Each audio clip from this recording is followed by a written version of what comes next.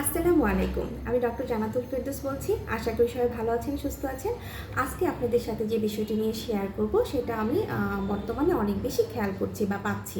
চেম্বারে দেখা যায় যে এই ওয়েদারে যেমন এখন একটা মানে শীত থেকে গরম যাচ্ছে, এই সময় দেখা যাচ্ছে যে অধিকাংশ বাচ্চা শুষ্ক কাশি নিয়ে আসছে। দেখা যাচ্ছে যে তাদের শুষ্ক কাশি হচ্ছে।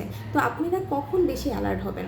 যখন বাচ্চার এরকম শুষ্ক কাশি থাকবে, কাশির সাথে বাচ্চার শ্বাসকষ্ট হবে, যেমন বাচ্চা যদি শ্বাস দ্রুত নেয়, মানে নর্মালি যেভাবে নেয় তার থেকে যদি জোরে জোরে শ্বাস নেয়, মানে বেশি তাড়াতাড়ি শ্বাস নেয়, বা বাচ্চার যদি দম বন্ধ হয়ে যাওয়ার মতো সিচুয়েশন হয়, বাচ্চা যদি বুকের দুধ টেনে না খায়, বা যেসব বাচ্চারা বাইরের খাবার খাওয়া শুরু করেছে তাদের যদি খাওয়ায় বেশি অরুচি হয়, একদমই খেতে না চায়, বাচ্চা যদি কান্নাকাটি করে, আর যখন শ্বাস নেবে তখন যদি শব্দ হয়, তাহলে অবশ্যই আপনারা বাচ্চাকে শিশু বিশেষজ্ঞের কাছে নিয়ে আসবেন।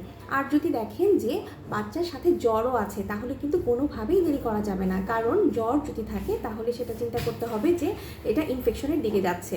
তো আপনি যদি বাচ্চার সাথে যদি কাশির সাথে জ্বর থাকে, তাহলে আপনার অবশ্যই ভেবে নিতে পারেন যে এটা নিউমোনিয়ার দিকে যেতে পারে, কারণ ব্যাকটেরিয়ার সংক্রমণের থেকেই সাধারণত দেখা যায় যে পরবর্তীতে এটা নিউমোনিয়ায় রূপান্তরিত হয়। আর জ্বরটা হচ্ছে দেখা যায় যে আপনার ইনফেকশনের সাইন।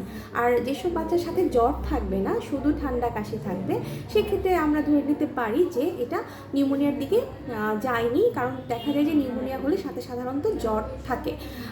তো অনেক সময় দেখা যায় যে অ্যালার্জিজনিত কারণে এবং আবহাওয়াজনিত কারণে বাচ্চাদের এই ঠান্ডা কাশি লেগে থাকে। তো যাই হোক, বাচ্চাদের কোনো কিছু নিয়ে অবহেলা করা উচিত নয়।